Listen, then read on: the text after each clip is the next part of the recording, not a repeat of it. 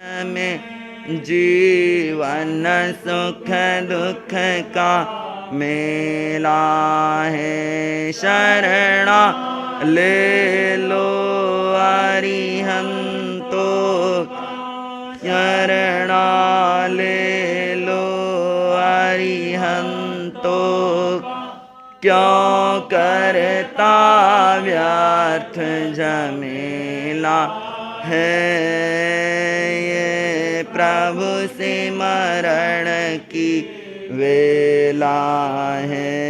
अरिहंता नमो नमो अरिहंताणं अरिहंत। ओम नमो अरिहंताणं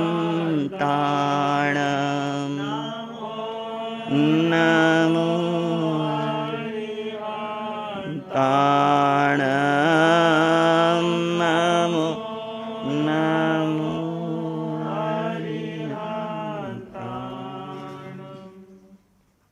अरिहंत परमात्मा महावीर के क्षेत्र में विराजमान, माइक बंद, जिनकी अनंत अनंत कृपा हम सब पर बरस रही है। उस प्रभु की अनंत करुणा, अनंत मैत्री, अनंत ज्ञान, अनंत साधना को अनंत अनंत नाम। यहाँ से चलो, माइक बंद है।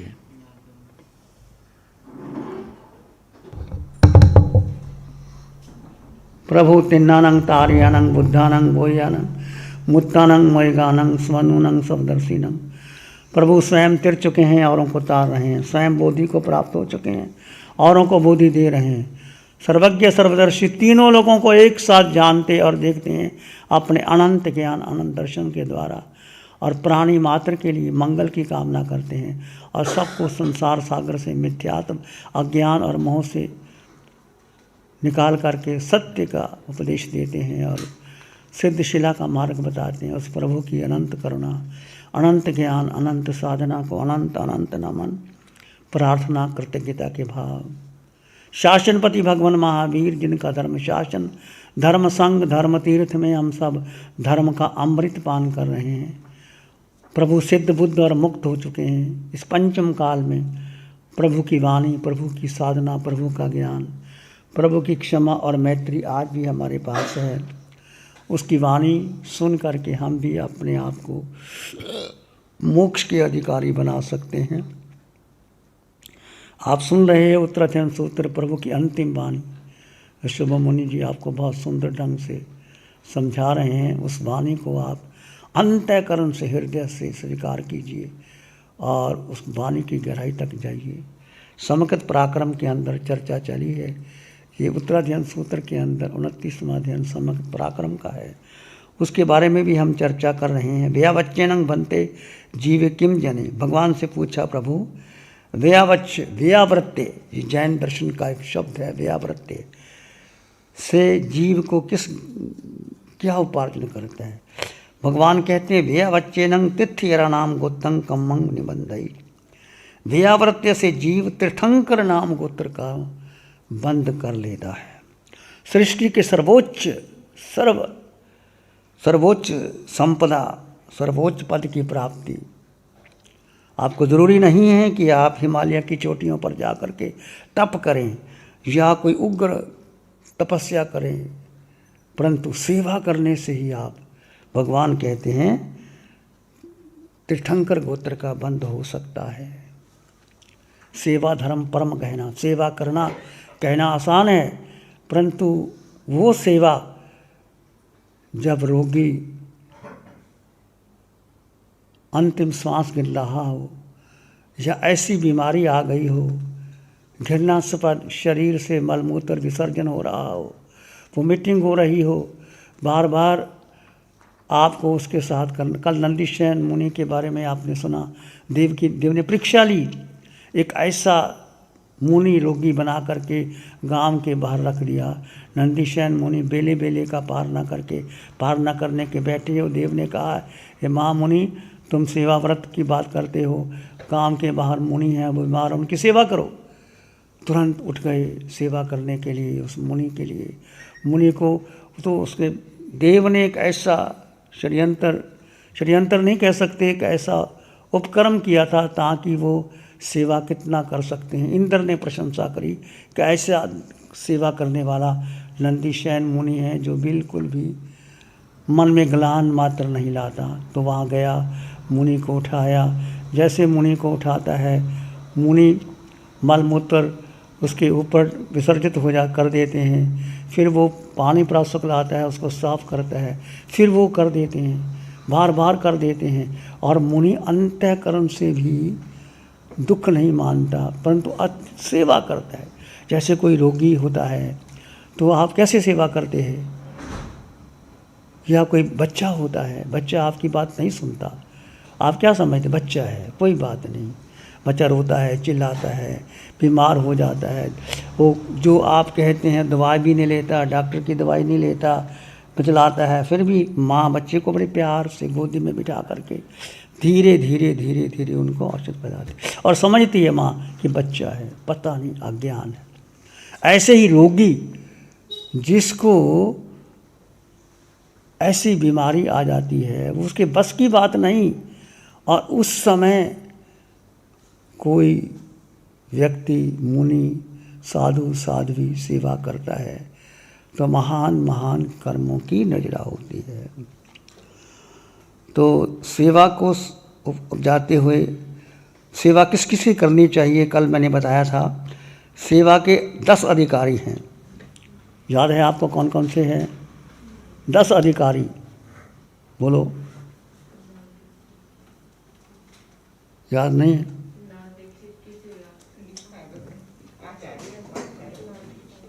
लिखना नहीं है, उसको भीतर उतारना है। आचार्य, उपाध्याय, नवदीक्षित जो नया दीक्षित साधु, ग्लान, रोगी, तपस्वी। तपस्वी की सेवा आपको कोई ऐसी भी चीज़ देनी पड़े तो दे सकते हैं। रोगी को दे, भगवान ने 4 का आगार रखा हुआ है कि आप साधु मर्यादा का जो विधि के बाद भी यदि कोई तपस्वी है, कोई रोगी है, कोई वृद्ध है, कोई नवदीक्षित मुनि है, उसको आप जैसा डॉक्टर ने कहा या कुछ उसके मन की बात आती है तो उसकी सेवा कर सकते हो, उसमें आपको दोष नहीं लगता। तो 10 बताया, एक आचार्य, उपाध्याय, नवदीक्षित, ग्लान रोगी, तपस्वी, स्थिर जो वृद्ध, स्वधर्मी। स्वधर्मी का मतलब जो स्वयं में स्थित होता है, स्वयं यानी आत्मधर्म, शुद्ध धर्म, स्वधर्मी। कुल, आपके कुल का, गण का और संघ, कुल, गण और संघ, उसकी सेवा। सेवा धर्म परम कहनो, बहुत कठिन है सेवा करना। भगवान से पूछा, गोई माँ ये गिल्लानंग परिरयस्य मम दंसनेनं परिवज्जयी, जे मंग दंसनेनं परिवज्जयी से गिल्लानंग परियई ती अनाकरण सारंग खू अरहंतानंग दंसनंग से तेन लट्ठेनंग गोयमा एवं वुच्चई जे गिल्लानंग परियई से मम परिवज्जयी, जे मम परिवज्जयी से गिल्लानंग परिवज्जयी। भगवान से पूछा, हे गौतम। गौतम ने पूछा, प्रभु एक आपकी सेवा, आपकी जय जयकार करता है, आपका अनुमोदन करता है, आपकी अनुमोदना करता है, और एक जो रोगी है, पीड़ित है, दुखी है, उसकी सेवा करता। तो भगवान ने कहा, जो ग्लान की सेवा करता है वो मुझे श्रद्धा से स्वीकार करता है। जो मुझे श्रद्धा से स्वीकार करता है वो भगवान की सेवा करता है। जो सेवा करता है वो मेरी आत्म आज्ञा का पालन करता है। इसलिए मैं कहता हूँ कि जो ग्लान की सेवा करते हैं वही मुझे स्वीकार करते हैं। जो मुझे स्वीकार करते हैं वह ग्लान की सेवा। भगवान ने बार बार कहा। तो सेवा धर्म परम कहना। मान लीजिए आपको प्रवचन में जाना है, यहाँ कई अनुष्ठान करना है, घर में कोई बीमार है, रोगी है, वृद्ध है, बच्चा है, उस समय उसकी ज़रूरत है तो आप प्रवचन छोड़ सकते हो, आप उसकी सेवा कीजिए। तो भगवान ने यहाँ तक कहा, आप उपवास कर रहे हो, और किसी साधु को ज़रूरत है वहाँ जा कर के सेवा करने, तो भगवान कहते हैं कि पहले विहार करके उस साधु के पास जाओ, उसकी सेवा करो, उपवास बाद में कर सकते हो। तो सेवा का बहुत बड़ा महत्व बताया गया है। आप देखते हैं कि जीवानंद वैद्य ने एक रुगन मुनि की सेवा करके उच्च भाव से तीर्थंकर गोत्र का बंद कर लिया था। जीवानंद का जीव वर्तमान और सरपणी काल के तृतीय आर्य के उत्तर भाग में ऋषभ भगवान के रूप में पहले तीर्थंकर हुए। जीवानंद आदि 6 मित्र थे। एक तपस्वी मुनि के शरीर में रोग हो गया। शरीर को देखकर उन्होंने जान लिया कि इसने कोई कुपथ्य का सेवन किया है, और उस जमाने में उसके रोग को ठीक करने के लिए लक्षपाल का तेल, गोशीर्ष चंदन और रत्न कंबल चाहिए। तो मित्र इकट्ठे थे और उस मुनि को देखा। मुनि को बहुत कीड़े पड़े हुए हैं, भयंकर रोग। तो मित्रों ने कहा, जीवानंद वैद्य बहुत उच्च कोटि के वैद्य थे, उन्होंने कहा, मित्र तुम उसका इलाज क्यों नहीं करते? साधु सामने है। उन्होंने कहा, देखो मेरे पास 2 चीज़ें नहीं हैं, लक्षपाक तेल तो मेरे पास है, गोशीर्ष चंदन और रत्न कंबल मेरे पास नहीं है। 3 चीज़ें मिल जाएं तो मैं उसका इलाज कर सकता हूँ। लक्षपाक तेल उस ज़माने में। और उन्होंने कहा फिर कैसे करें? कहते बाज़ार में जाके मिल सकता है। मित्र इकट्ठे हुए, व्यापारी के पास गए कि हमें रत्न कंबल चाहिए और गोशीर्ष चंदन चाहिए। कीमत कितनी? रत्न कंबल की 1 लाख स्वर्ण मुद्राएँ, उस जमाने नोट नहीं चलते थे, स्वर्ण मुद्राएँ, और 1 लाख गोशीर्ष चंदन, इतना चाहिए। तो उन्होंने कहा कि आपको क्या ज़रूरत है इसकी? कहने लगे, एक मुनि का इलाज करना है, हमारे पास लक्षपाक तेल तो है, गोशीर्ष चंदन और रत्न कंबल नहीं है। अच्छा, कहते हैं उनका इलाज करना है तो दोनों मैं फ्री देता हूँ। उस व्यापारी ने 2 लाख स्वर्ण मुद्राएं कमा सकता था। उसने सोचा एक मुनि का इलाज करना है तो मुझे नहीं चाहिए 2 लाख, और उन्होंने फ्री दे दिया। फिर वो मित्र लेके आए, लक्षपाक तेल उसके पास था, उन्होंने उसके ऊपर लक्षपाक तेल लगाया, गोशीर्ष चंदन लगाया, और जो कीड़े थे वो अंदर से निकल करके बाहर आए, और रत्न कंबल से उसको ढक दिया। ढक करके जो कीड़े बाहर आए उसको निर्दोष जगह पे रख दिया या कोई मृत कलेवर में डाल दिया। 1 बार 2 बार ऐसे किया तो धीरे धीरे वो मुनि ठीक हो गए। तो कुछ काल के बाद 6 मित्रों को वैराग्य उत्पन्न हो गया। 6 मित्र थे, वैराग्य उत्पन्न हो गया और एक साथ उन्होंने दीक्षा ग्रहण की। अनेक प्रकार की तपस्या करते हुए संयम की साधना करने लगे। अंतिम समय में अनशन करके समाधि पूर्वक देता गया अच्युत देवलोक में इंद्र के समान देव बने। तो जीवानंद का वैद्य 11वें भाव में वज्रनाभ चक्रवर्ती जीवानंद के 4 मित्र रानी धारणी की कुक्षी में उत्पन्न हुए। वज्रनाम के छोटे भाई बाहु, सुबाहु, पीठ और महापीठ 4 मित्र थे। बाहु, सुबाहु, पीठ और महापीठ। केशव का जीव सुयश के नाम से दूसरे राजा का पुत्र। 6 राजपुत्र साथ रहते हुए पूर्व जन्म के स्नेहवश में उन्होंने आगाध प्रेम था, मित्रता थी। वज्रनाम मुनि ने तीर्थंकर नाम गोत्र का उपार्जन किया। बाहु मुनि को वृद्ध रोगी मुनि की सेवा साधुओं की उसको वृद्ध साधु साधियों की सेवा करने का आनंद आता था। और वही चक्रवर्ती की रिद्धि सिद्धि के स्वामी होने के कारण पुण्य कर्म का बंद किया। सुबाहु मुनि के तंत्र सेवा भावी थे, वो भी वृद्ध ग्लान मुनि की सेवा करते थे और उन्होंने अपने शरीर की प्रवाह किए बिना निरंतर साधु सेवा में निमग्न रहते थे।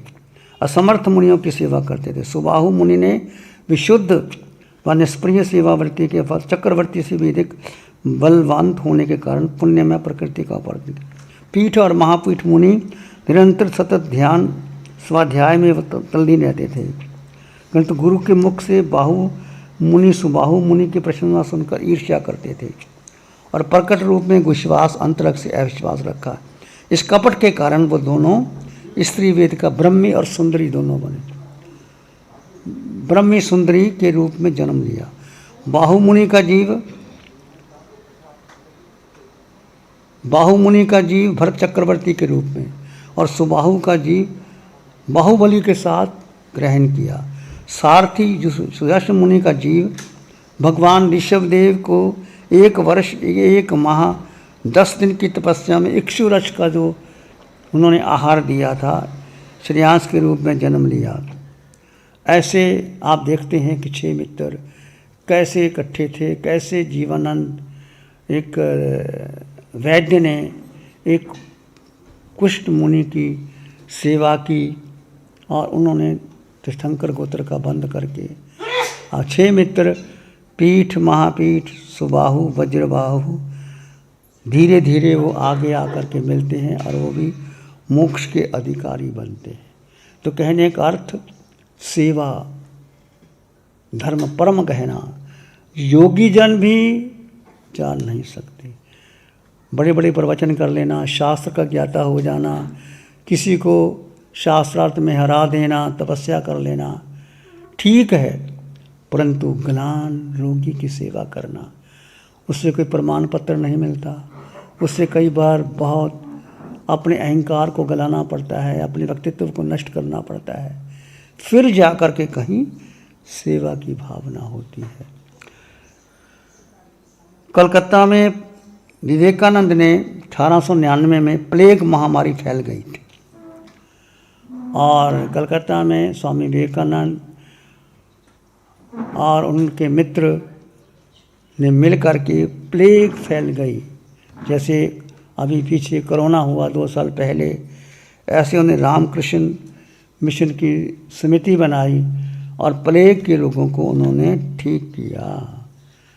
तो सेवा धर्म बहुत गहना है। आपने देखा मदर टेरेसा का नाम भारत में लिया जाता है। मदर टेरेसा, भाई शांत रहो ना, क्या हो गया तुम लोगों को?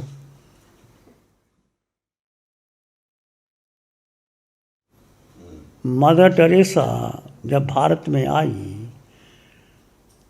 तो उन्होंने एक वृद्ध, एक रोगी व्यक्ति को देखा और उनकी सेवा की। सेवा करते करते उस व्यक्ति ने कहा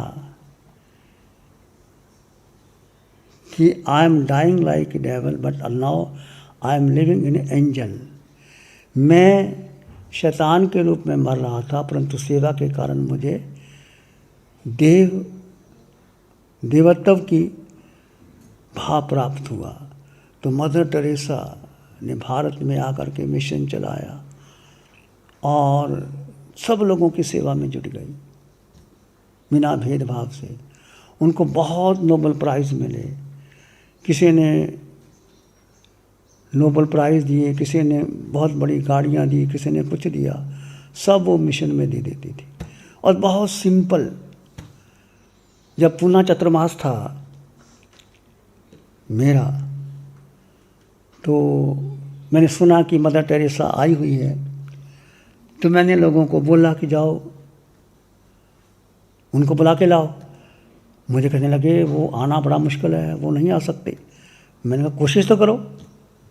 तो गए लोग, तो वो जैसे पूना के स्थानक में भीड़ लगी हुई थी, इधर उधर बहने, अचानक चुपचाप वो आ गई। पता कि एक बहुत सिंपल सी साड़ी, जैसे आप देखते हैं ना, बहुत खादी की साड़ी, जैसे काम करने वाले लोग सिंपल सी साड़ी पहनी थी और हाथ में माला थी और ऊपर से ऐसे पहनी हुई, धीरे धीरे धीरे धीरे धीरे मेरे पास आ गई। मैं ऐसे बैठा था, पास में बैठ गई। तो उनको नहीं पता था। उन्हें कहा मुनि but for this why you are sitting like that? तो मैंने अंग्रेजी में कहा, I am giving the lecture for the benefit of mankind. हम यहाँ प्रवचन देते हैं, लोगों को अहिंसा सत्य की बात करते हैं। पता मैंने क्या बात की, आज भी मुझे याद है। और कुछ नहीं कहा ज़्यादा उसने, जो महापुरुष होते हैं ज़्यादा बड़ी लंबी चौड़ी बातें नहीं करते, सारा बात करते हैं। बैठे बैठे मुझे क्या कहा, I pray for you, you pray for me. क्या कहा? I pray for you, you pray for me. 2 शब्द ही कहे थे। 10-15 मिनट बैठी होगी, चुप करके चले गए। तो कहने का अर्थ, ऐसे भी लोग होते हैं जो अपने कार्य से इतने ऊंचे उठ जाते हैं कि उनको कोई श्रद्धांजलि, कोई अभिनंदन पत्र, कोई फूलों की माला देने की ज़रूरत नहीं होती। वो अपने आप ही ऊंचे उठ जाते हैं। अचानक पूना में चतुर्मास था हमारा। मैंने कहा चलो देखो, ट्राई करो, वो आ जाए तो। कहने लगे उनका बड़ा शेड्यूल प्रोग्राम होता है, ऐसा नहीं। मैंने कहा कोशिश करो, तो ले आए। आ भी गई हो, ऐसा नहीं होता कि नहीं आते, तो आते हैं। तो 2 शब्द कहे, I pray for you, you pray for me. ये मंगल मैत्री का कितना बड़ा प्रभाव होता है। किसी के लिए प्रार्थना करना, मैं आपके लिए प्रार्थना करती हूँ, तुम मेरे लिए प्रार्थना करो। आपको पता है कि संघ टूट गया था, आप सब जानते ही हो। 4-5 साल तक संघ अलग हो गया। अब आगे कौन आए, संघ को जोड़े कौन? बड़ा कठिन था। ऐसे हालात पैदा हो गए। हालात की बात मैं नहीं कहता, चतुर्मास हमारा अम्बाला में था, तो मेरे मन में बात आई। हम छत के ऊपर मैं भ्रमण का, शाम का समय था, प्रतिक्रमण से पहले मैं श्रीश मुनि को बोला कि संवत्सरी के दिन, अगला संवत्सरी का था, हम लोगों को क्षमापना करते हैं, पत्र लिखते हैं, उसका क्या फ़ायदा? जिससे हमारा मन मुटाव है उससे क्षमा याचना करना चाहिए। तो कहने लगे ठीक है। मैंने कहा अच्छा पत्र बनाओ, सबसे क्षमा याचना करते हैं। तो संवत्सरी का दिन प्रवचन चालू था, 12 बजे का समय। हमने पत्र लिखा। पत्र कोई बहुत लंबी चौड़ी भाषा नहीं लिखी, कुछ नहीं लिखा, केवल इतना ही लिखा था कि जो कुछ भी हुआ उदय कर्म से हुआ। अब मैं कहूँ तुमने किया, तुम कहते मैंने किया। उदय कर्म ऐसा था, जो कुछ हुआ उदय कर्म से हुआ। मैं आपको क्षमा करता हूँ, आप मुझे क्षमा करो। क्या बोला मैंने? मैं आपको क्षमा करता हूँ, आप मुझे क्षमा करो। नीचे साइन कर दी। सब इकट्ठे हो गए, सब आना चाहते थे, सब इंतज़ार करते थे, पहल कौन करे। हमने पहल कर दी। क्या घट गया हमारा, क्या घट गया? 1300 साधु साधुओं का संघ एक हो गया। और एग्जाम्पल है कि 200-100 साधु बैठे हैं, उनके 2 टुकड़े 3 टुकड़े हो जाते हैं, वो एक नहीं होते। क्यों नहीं होते? एक क्षमा मैत्री का भाव। क्षमा मैत्री एक बहुत उपलब्धि होती है। भगवान महावीर की मैत्री रंग लाती है। तो देखा हमने कि मैं आपको क्षमा करता हूँ, आप मुझे क्षमा करो। अब हमने कौन सा इसमें बहुत बड़ा कर दिया, और धीरे धीरे संघ एक हो गया, सब इकट्ठे हुए। आ रहे हैं, उनको जगह दे दो बैठने की। तो कहने का अर्थ, सेवा, मैत्री, करुणा जीवन में बहुत बहुत उच्च कोटि की बात है। यदि आप धर्म करना चाहते हो तो जीवन में साधना को अपनाओ। जीवन में साधना को अपनाओ, सेवा को अपनाओ, क्षमा मैत्री की भावना अपने जीवन में लाओ, तो आपके जीवन में आनंद, शांति, ज्ञान, प्रेम। और महावीर ने स्वयं कहा है, जो रोगी, ये गिलानंग पीड़ा से धन्य, जो रोगी गलान की सेवा करता है वो धन्यवाद है। मेरे जयकार लगाने से कुछ नहीं होगा, मुझे आदर देने से कुछ नहीं होता। मैं कहता हूँ जो रोगी वृद्ध गलान की सेवा करता है, वो मेरी सेवा करता है। तो सभी धर्मों में सेवा को बहुत महत्व दिया है।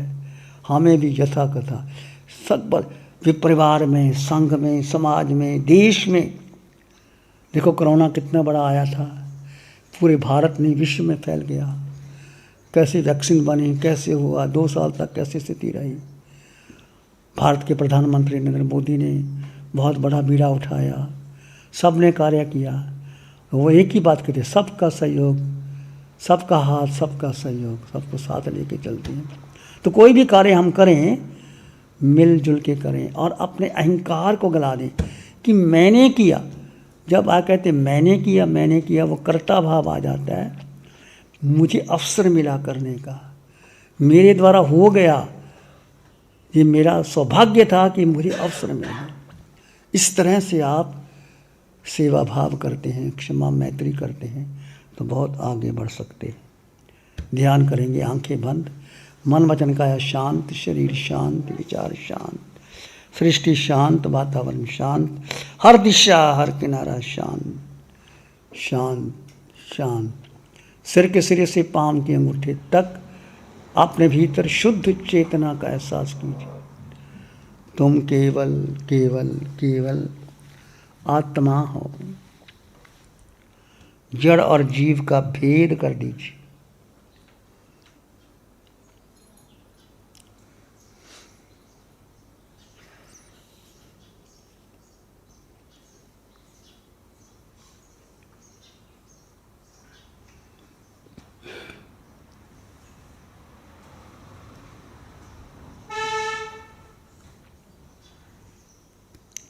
आकार में निराकार आत्मा, देह का आकार है, वर्ण है, गंध है, रस है, पांचों इंद्रियां हैं, मन है, बुद्धि है। निराकार आत्मा, वो सत्य आत्मा, वो तुम हो।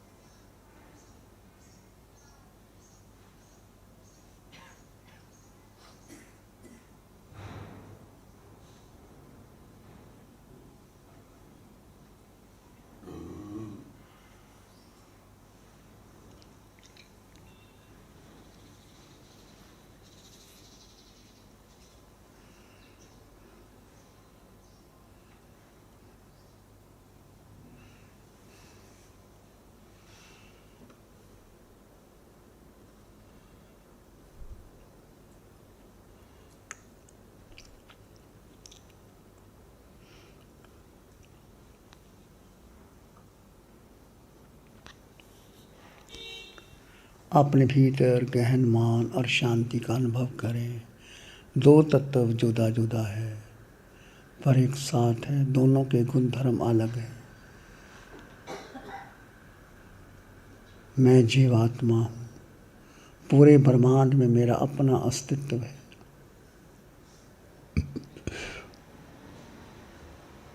मुझे भूख नहीं, प्यास नहीं, सर्दी नहीं, गर्मी, मुझे कुछ नहीं चाहिए।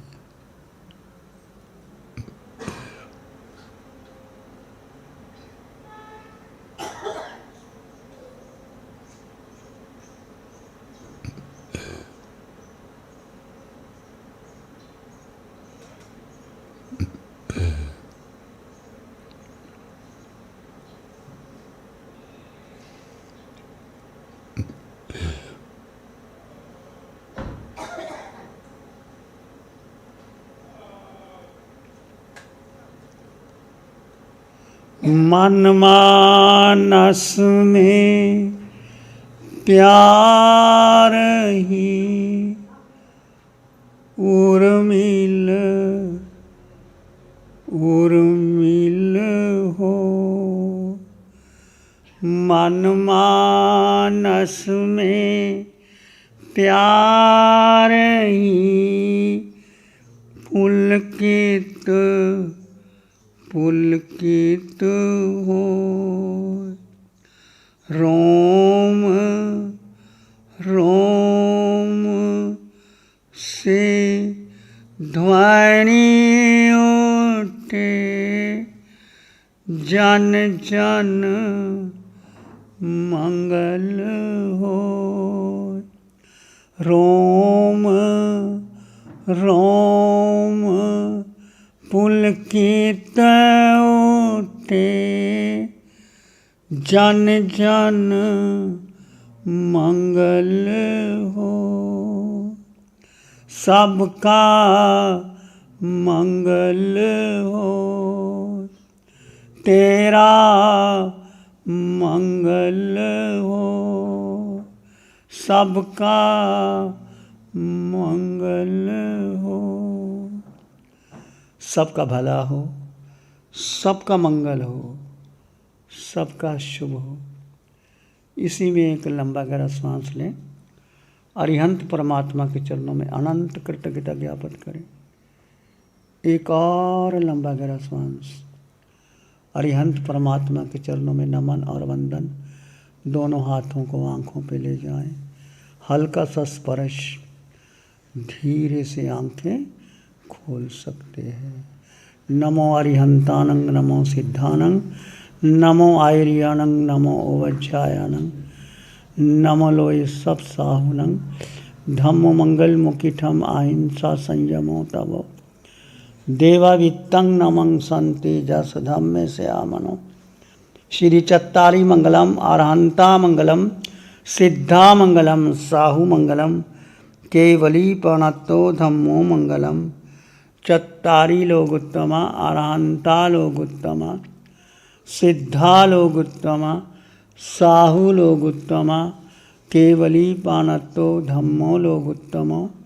चत्तारी शरणं पवज्जामि, अरहंते शरणं पवज्जामि, सिद्धे शरणं पवज्जामि, साहु शरणं पवज्जामि, केवली पाणत्तं धम्मं शरणं पवज्जामि।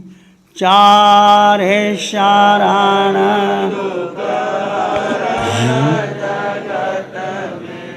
और न शरणा कोई होगा, जो भव्य प्राणी करे आराधन उसका, अजर अमर पद होगा उसका, सदा ही मंगल